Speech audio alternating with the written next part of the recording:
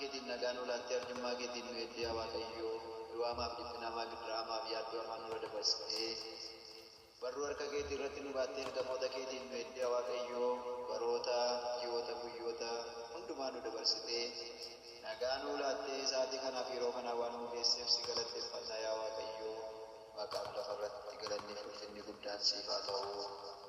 Olmaa keef geggeessaa kee yaa waaqayyo araara kee hundumaaf yaa waaqayyo si galateeffannaa bara baraan galanni guddaan siif haa ta'u.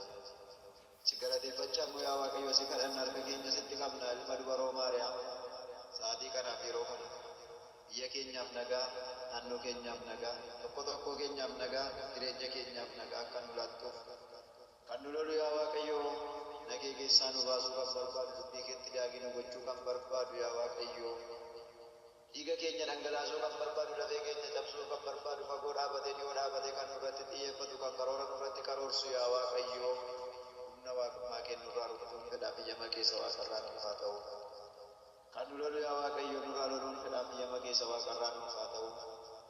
Mana keenya maatii keenya ba'uuf galuu keenya sitti kennanneerraa ergamoota qulqulloota keetiin nu eeguun fedhaa biyya keessa waaqarraa nuuf haa ta'u. Guyyaa irraan nu geesseetta keessaa baduuf keessaa cabu malee yaa waaqayyo du'aamaa nu oolchite Itoophiyaa irraan nu ga'uun fedhaa biyya keessa waaqarraa nuuf haa ta'u.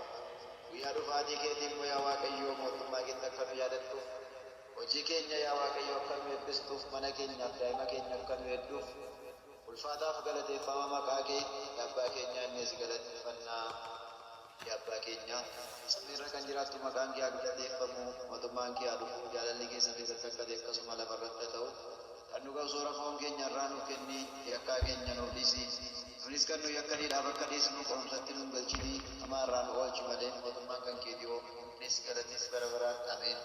Nagaa ergamaa Gabriel qulqullaa yaa giiftii Maariyaam nagaa siin jenna yaada kee durba foon keetiin dubaroodha yaa haadha waaqayyo samu'aa ol nagaa siif haa ta'u durboota keessaa bu'amtee kan eebbifamteedha.